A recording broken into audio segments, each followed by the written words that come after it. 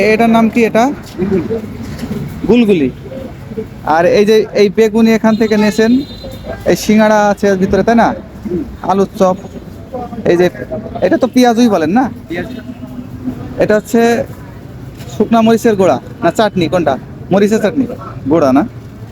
আর এই যে মুড়ি আছে। তো এগুলা সব কিছু মিক্সড করে ঝালমুড়ি বানাবেন। আর আপনারা এমনিতে এগুলো তো খুচরাও বেচেন না, এগুলো পিস হিসেবেও বেচেন?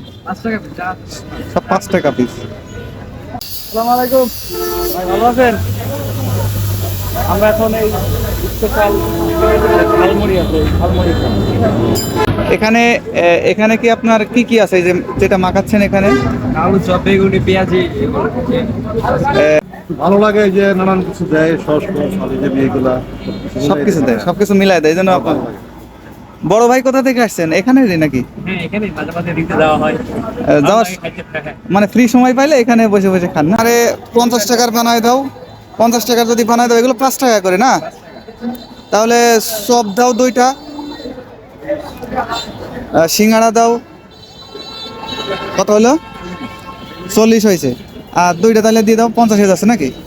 আচ্ছা, তাহলে এই 2টা সব 2টা করে স্পেশাল দিচ্ছে, 50 টাকার মাথায় দিচ্ছে।